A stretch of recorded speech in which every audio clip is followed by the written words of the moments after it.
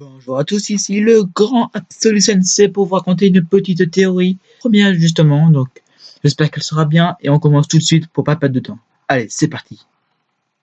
Beaucoup pensent que les tatouages de Dragon sont dus à Uranus. Donc voilà ma petite théorie concernant Uranus, comment Dragon l'a-t-il eu.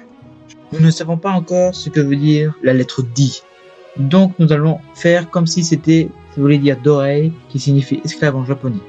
Cela ne signifie bien sûr pas que les porteurs du Di sont des esclaves, mais leurs ancêtres du temps oublié, qui possédaient sûrement les trois âmes Pluton, Uranus et Jupiter. Je pense que le gouvernement mondial possédait les trois armes, Jupiter, Pluton et Uranus.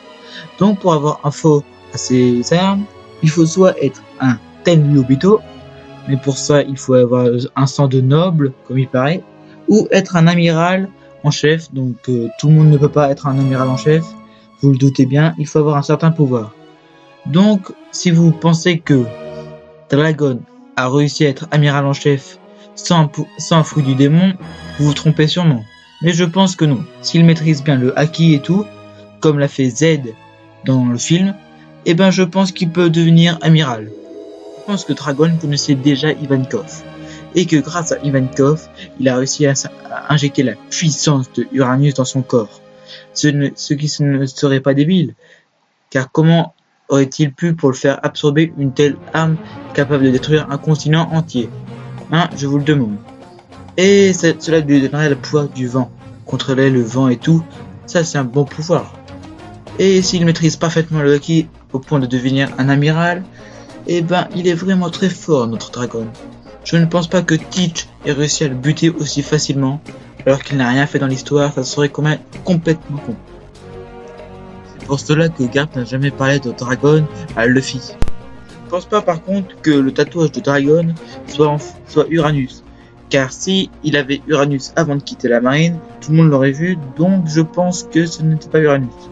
Je pense plutôt, regardez bien la couleur du tatouage, c'est la même que aux esclaves marqués au fer rouge.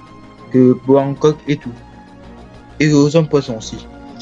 Donc je pense plutôt que ce tatouage dissimule en fait une marque, mais puisque le tatouage n'a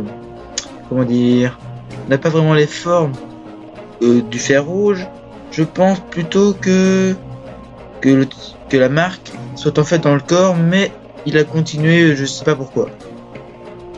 Et voilà, c'est peut-être sa raison pour détruire le gouvernement mondial.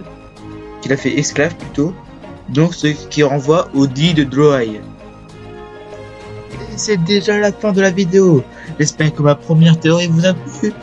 Donc si vous voulez d'autres théories, n'hésitez pas à liker et abonnez-vous à ma chaîne si vous voulez en voir encore plus encore, et je vous dis à la prochaine.